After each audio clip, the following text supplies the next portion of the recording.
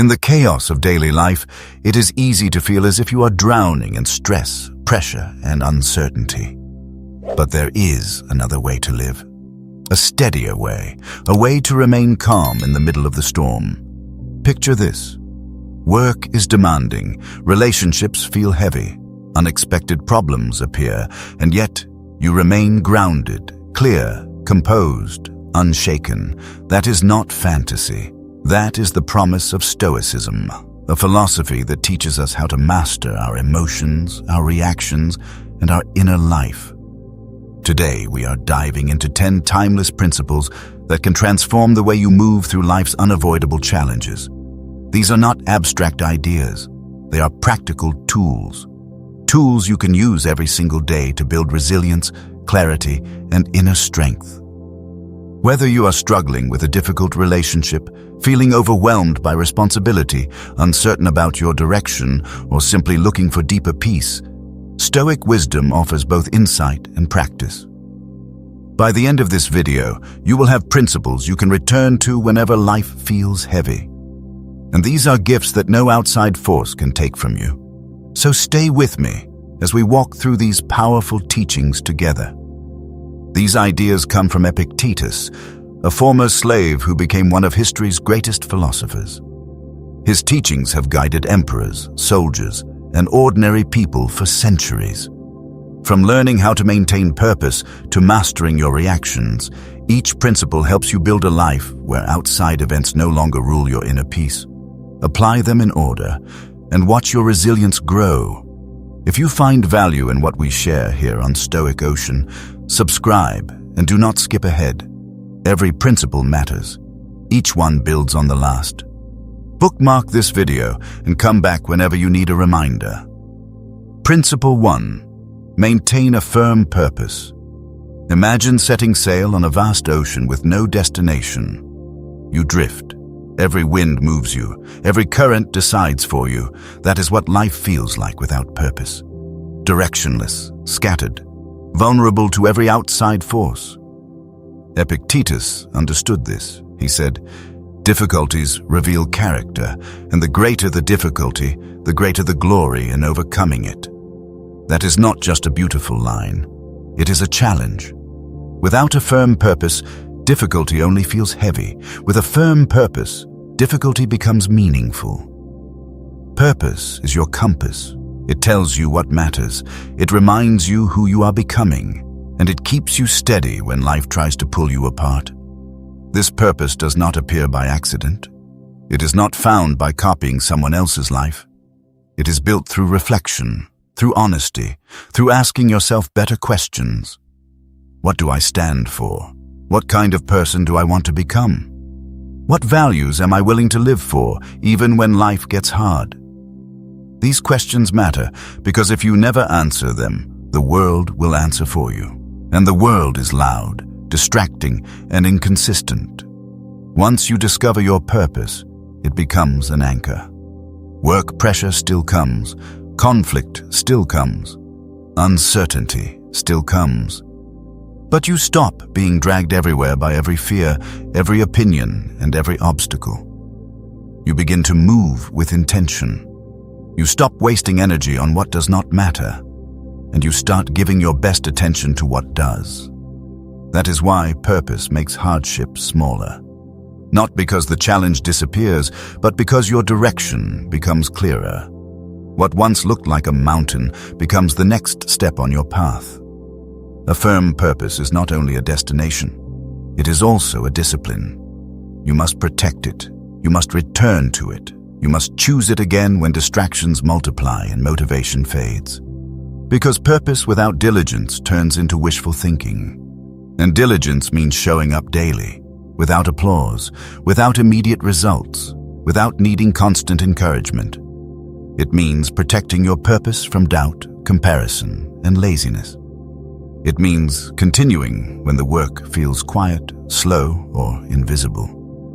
Epictetus reminds us that true strength is found in staying committed to what matters, even when the world offers resistance. That is the real test, not whether you can feel inspired for one day, but whether you can remain devoted for many days in a row. Think of purpose as a beacon in the night.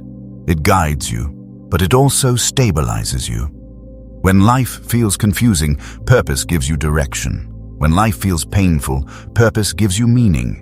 When life feels noisy, purpose helps you remember what deserves your energy. So take time to define it. Write it down, refine it, return to it often. Ask yourself what drains you and what energizes you. Your purpose often lives where your values, your strengths, and your contribution meet. It may require letting go of borrowed goals.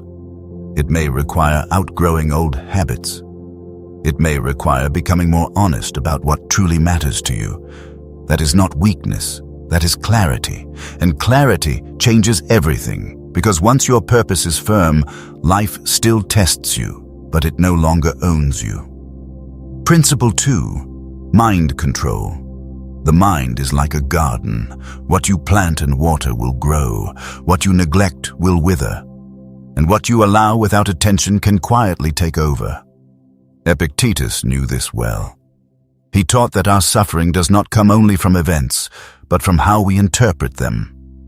That insight changes everything, because it means you are not a helpless receiver of emotion. You are an interpreter. Someone says something rude, something goes wrong, a plan falls apart, and before emotion rises, the mind assigns meaning. That meaning becomes feeling. That feeling becomes reaction. So if you want more peace, you must learn to work with the mind before the emotion takes control. That is mind control, not suppression, not pretending, not becoming cold. It is learning to notice the thought that creates the fire, and then choosing whether to feed it. Every time you resist the urge to react impulsively, you strengthen that ability. You build a mental muscle. You remind yourself that between what happens and what you do next, there is a space. And in that space, your freedom lives. This is not mastered once. It is practiced daily. Through small acts, small pauses, small choices, small victories that quietly teach your mind to obey wisdom instead of impulse. Start there. Set a small goal. Keep a promise to yourself. Finish what you said you would finish. Each time you do, you prove to yourself that you are capable of inner direction, and that matters because self-command grows through repetition, not theory. Think of a baker who rises before dawn, kneads dough with patience, and gives full attention to the craft. The baker does not lose balance because of praise, and does not lose balance because of criticism. The focus remains on the work, on improvement, on what is actually in their hands. That is freedom. Attention placed wisely becomes peace. The same is true for you. If you keep giving your attention to offense, comparison, fear, and every outside disturbance, your mind will become crowded and unstable. But if you train it to return to what matters, you grow steadier. Mind control also requires protecting your attention. Not everything deserves access to your inner world. Not every voice deserves a place in your mind. Not every headline, conversation, or opinion deserves your energy. So choose your inputs carefully. Be mindful of what you watch, what you repeat, what you dwell on, and who you let shape your thinking. A mind without boundaries becomes easy to disturb. A disciplined mind becomes harder to shake. Mindfulness helps here. Meditation helps here. Silence helps here. Because these practices create space, and in that space, you begin to see that thoughts are not commands. They are invitations. You do not have to accept every one of them. Over time, this changes how you live. Challenges still come, but you stop being ruled by the first thought, the first feeling, or the first fear. You begin to respond with greater clarity, and that is where real mental freedom begins. Principle 3. Guarding your mind. Your mind is the one place that is truly yours. Guard it carefully. Not everything should be allowed in. Not every influence deserves residence, and not every thought deserves belief. Guarding your mind means becoming intentional about what shapes you. It means focusing on what is within your control, your attitude, your interpretations, your response, your inner standards. It also means refusing the victim mentality. You are not merely being pushed through life by outside events. You are participating in how life is experienced. That does not mean you control everything. It means you still have authorship over your inner posture.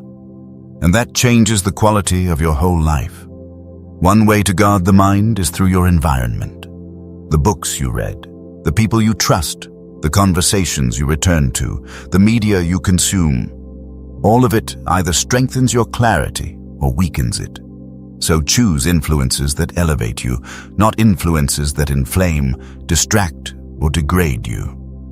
Guarding your mind also means understanding emotion without being ruled by it. Stoicism is not the denial of feeling. It is the discipline of understanding feeling well enough to answer it wisely. Mindfulness helps here. Meditation helps here. Quiet reflection helps here. These practices create distance between the event and your reaction, and that distance protects peace. This is lifelong work. There is no finish line, but the more you practice, the less power outside chaos will have over you. Principle 4. Handling criticism. Criticism can sharpen you or shake you. The difference lies in how you receive it. Epictetus taught that you cannot control other people's opinions, other people's tone, or other people's judgments. But you can control how much access their words have to your inner peace. That is where freedom begins. The first step in handling criticism well is self-knowledge. If you know your values, your motives, and the reasons behind your choices, criticism becomes easier to sort. Not because it stops hurting, but because it stops having unlimited power. When you know who you are, criticism can still sting, but it cannot so easily rearrange your peace.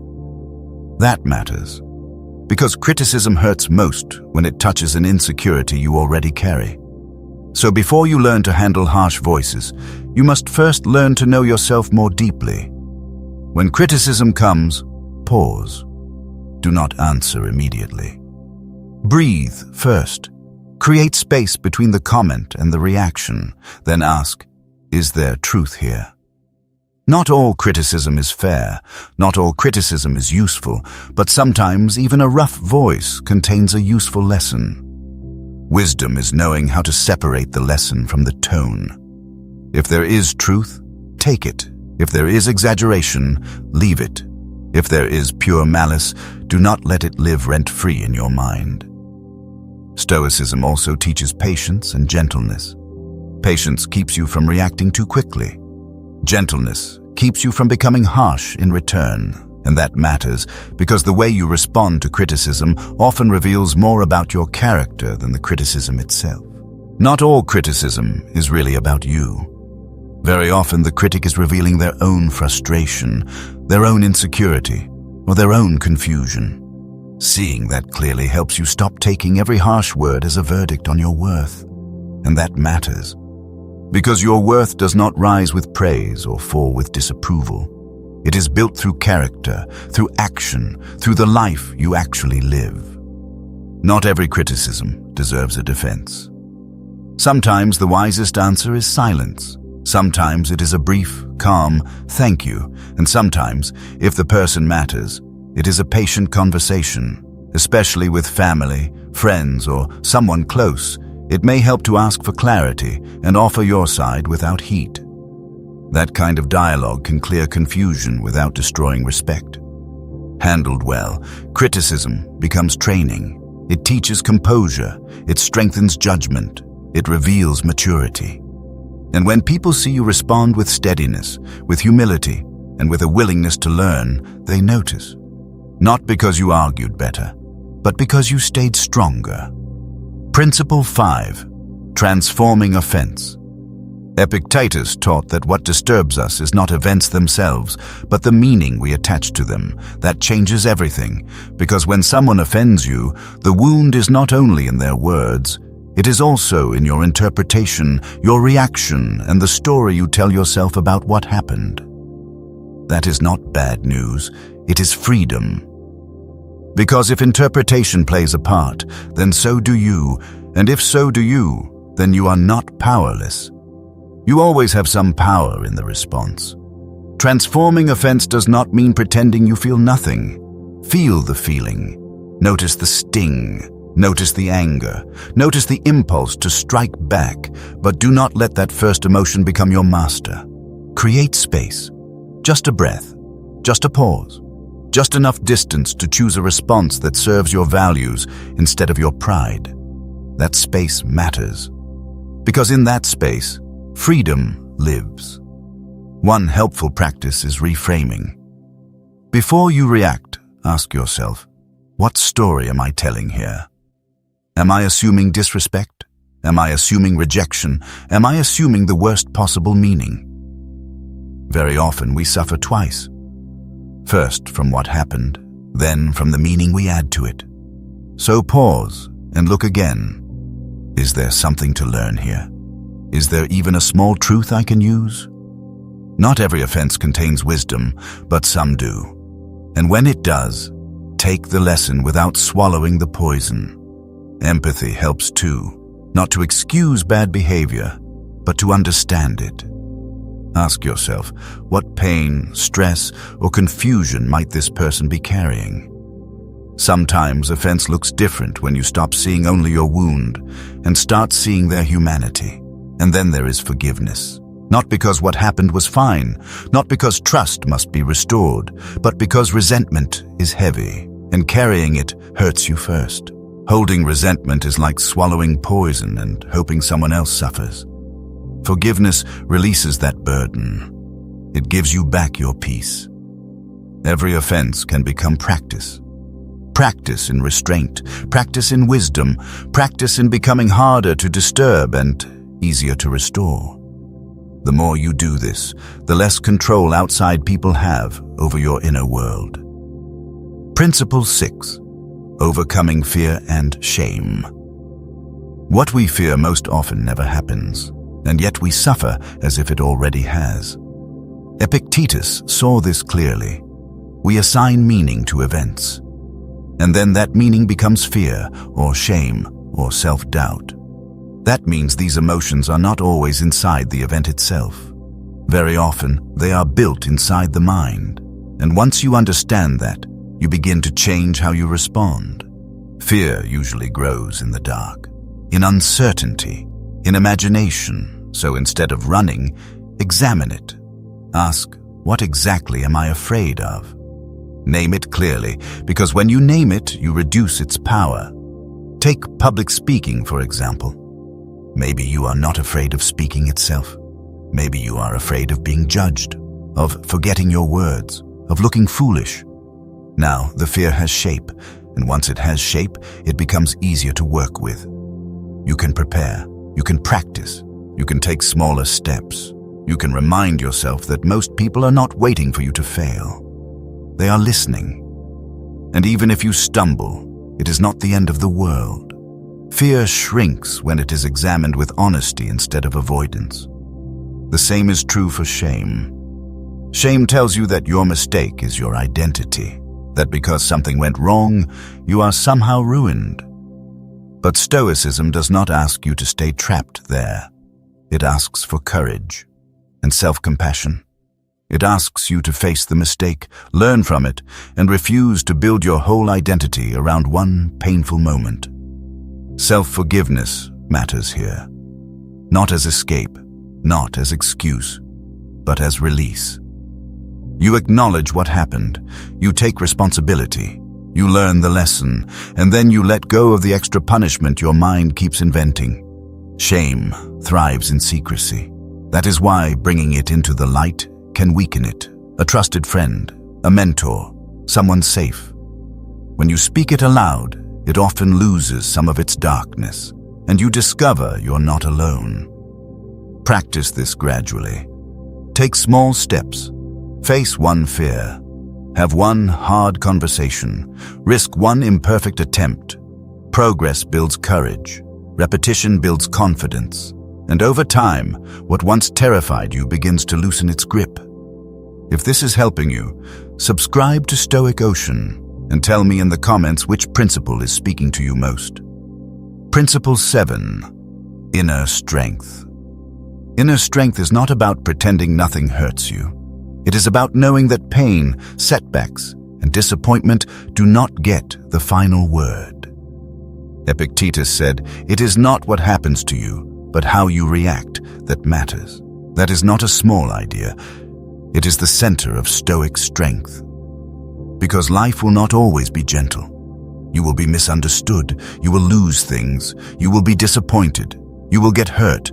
And in those moments, your real power is not in controlling the event. It is in choosing what kind of person you will be because of it. That is inner strength. And it begins with self-awareness.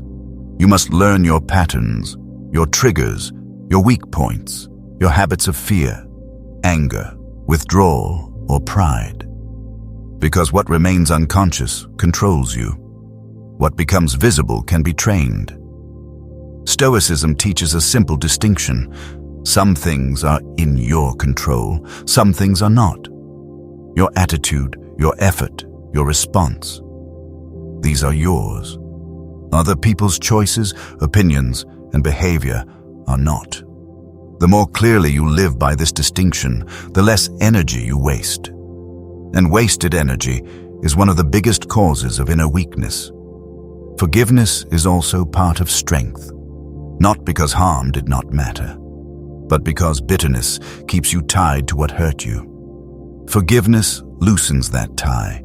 It lets you move forward without carrying every old wound like a badge. Resilience grows the same way, not through comfort, but through recovery. Every setback can either harden you blindly or deepen you wisely. And what makes the difference is your response. Sometimes inner strength also means letting people help you. Stoicism is not emotional isolation. It is not performing in vulnerability. Community matters. Wise people matter. Support matters. Strength grows faster when it is fed by truth, gratitude, and the right company. You do not become strong by never being shaken. You become strong by learning how to return to yourself again and again. That is what nothing can affect you really means. Not that life stops touching you, but that life stops controlling who you become. Principle 8. Restraining actions. Not every feeling deserves an action. That is one of the most practical Stoic lessons. You do not need to suppress emotion. You do not need to deny it, but you do need to keep it from driving every decision. There is always a small space between impulse and action, and that space is where discipline begins. Imagine someone cuts you off in traffic. The body reacts first. Anger, heat, the urge to shout, chase, or punish. But then comes the real test. Can you pause? Can you refuse to let one careless stranger decide what kind of person you will be for the next 10 minutes? That is restraint, not repression. Choice. The same thing happens in conversation. Someone says something sharp. You want to answer sharper. You want to win the moment. But restraint asks, what happens next if I say this? Will this help? Will this heal? Will this protect anything that matters? Most damage is not done by emotion alone. It is done by emotion given instant permission. Restraint also applies to desire, to comfort, to distraction, to the habit of choosing short-term relief over long-term strength. Stoicism teaches that delaying gratification builds freedom because the person who cannot wait cannot lead themselves.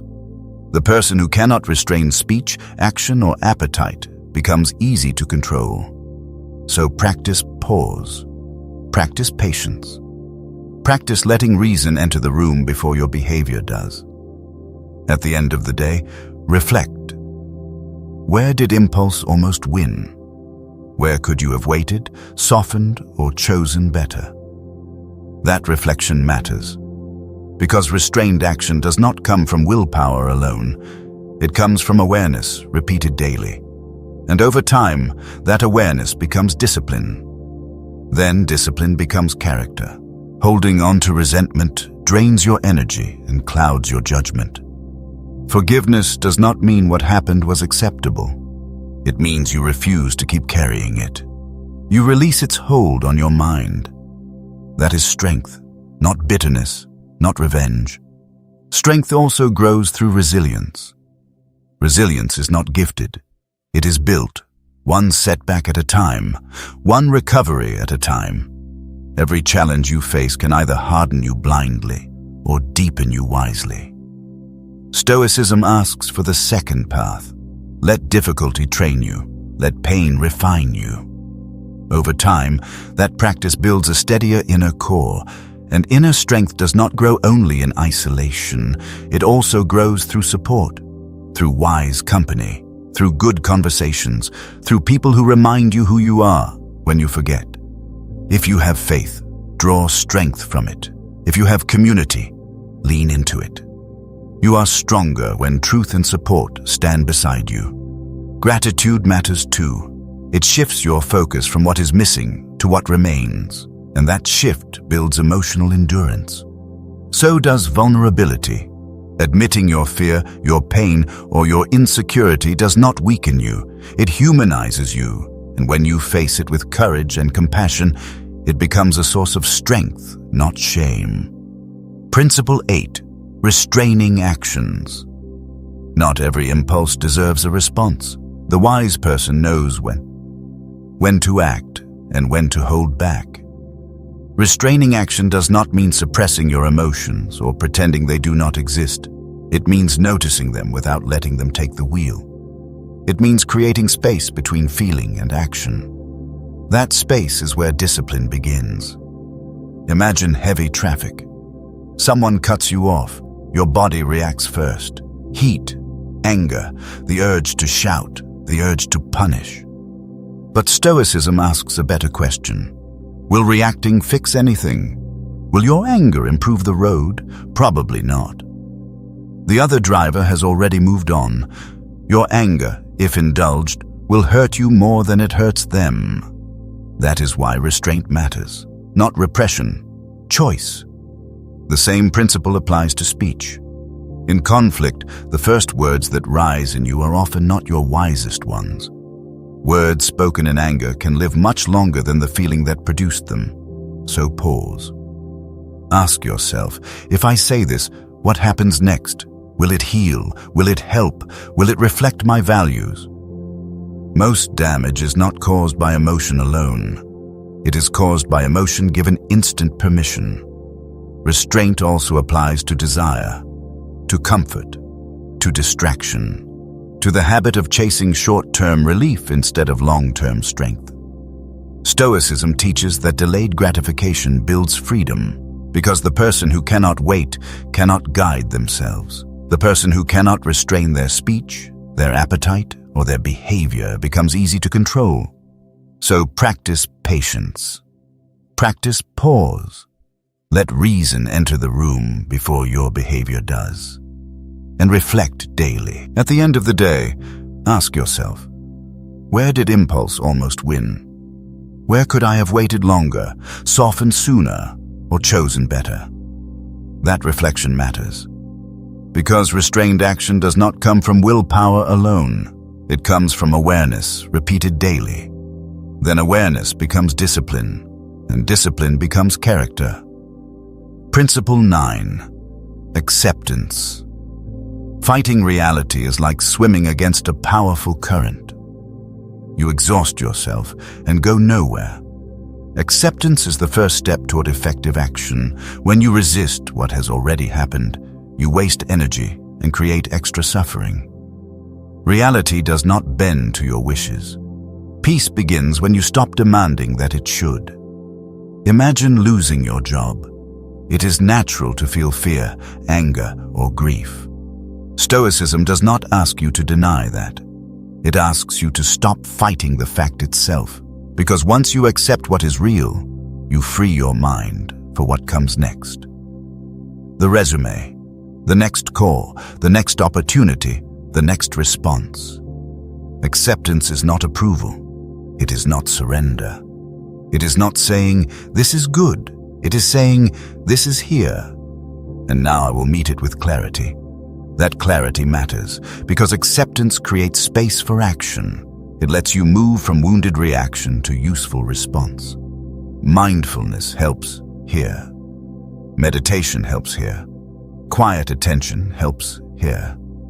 These practices teach you to observe your thoughts without immediately believing them, to feel emotion without becoming it, to remain present with imperfection, uncertainty, and change.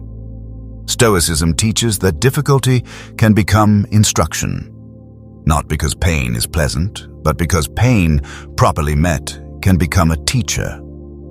Ask yourself, what can this teach me? How can I grow stronger here? That question changes everything. It turns you from victim to student. Acceptance also means letting go of perfectionism. Perfection promises peace, but usually delivers tension. Life is messy. People are imperfect. You are imperfect. And the sooner you make peace with that, the more honestly you can live. Gratitude strengthens acceptance. When you focus only on what is missing, life feels smaller. When you notice what remains, what still works, what still matters, your heart softens. Acceptance also reaches into relationships. So much suffering comes from demanding that other people become exactly what we want. But people are not projects. They are human beings. Acceptance does not mean you allow harm. It means you stop wasting energy trying to control what is not yours to control. And in doing so, you protect your peace and act more wisely. Principle 10. Living according to nature. The Stoics believe that to flourish, we must live according to nature. That means living in alignment with what we truly are. Rational beings, social beings, beings capable of virtue. At its core, this principle is about living honestly, not artificially. Living in harmony with reality, not in conflict with it. And living in line with your deeper nature, not just with social pressure, comparison, or appetite. It begins with self-awareness. You must know yourself. What do you value? What are your strengths? What kind of life actually fits who you are? Without that awareness, you drift into imitation, and imitation always creates inner conflict. Alignment brings peace. Misalignment brings noise. Living according to nature also means accepting the rhythms of life. Everything moves in cycles. Growth, stability, loss, renewal. The seasons teach this, so does the human life. When you stop fighting these natural movements, you navigate change with more grace. Stoicism also teaches that virtue is the center of the good life. Wisdom, courage, justice, temperance. These 4 virtues give structure to your choices. Wisdom helps you see clearly. Courage helps you act. Justice keeps you fair. Temperance keeps you balanced. When you live by virtue, you become harder to corrupt and easier to trust. Living according to nature also means living well with others. We are not made for isolation alone. We are made for relationship, cooperation, and contribution. That is why empathy matters. That is why compassion matters. That is why kindness matters.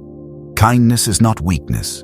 It is strength under control, and simplicity matters too. The modern world pulls us toward excess. More noise, more speed, more comparison, more desire. Stoicism pulls the other way, back toward essentials, toward what matters, toward meaningful relationships, clear priorities, steady habits, and enough, not endless wanting, enough.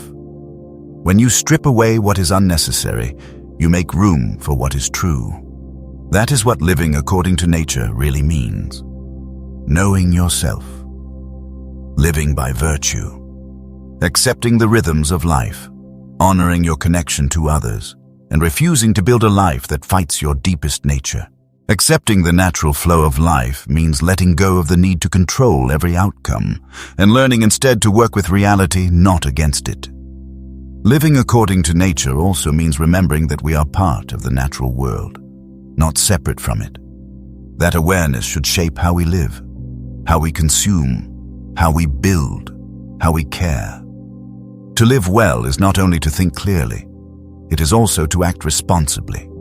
To reduce waste, to choose with care, to respect balance, and to remember that future generations will inherit what we leave behind. We are part of nature, not apart from it. So when we live with more simplicity, more awareness, and more restraint, we honor that connection. Mindfulness helps here. Not as escape, but as presence. It brings you back to what is real. To this breath, to this choice, to this moment. And this moment is where life is actually happening. Whether through meditation, silence, deep breathing, or simple observation, these practices help you slow down, see clearly, and act with purpose. They reconnect you to your inner nature and to the wider life around you. As we conclude this journey through these Stoic principles, remember this: you do not need to master them all at once. Start with one, the one that speaks most clearly to your current struggle. Practice it, return to it, let it shape how you think, how you speak, and how you respond. Then build from there. Together, these principles form a practical path to resilience, clarity, and peace. True power does not come from controlling the world around you. It comes from mastering your own mind, your own choices, and your own actions. That is the kind of power no one can take. The Stoic path is not always easy, but it is always worth walking. These teachings have lasted for centuries because they still speak to something timeless in human nature. And they still work. Thank you for being here with Stoic Ocean. If this video helped you, subscribe and leave a comment below sharing which principle you want to practice first.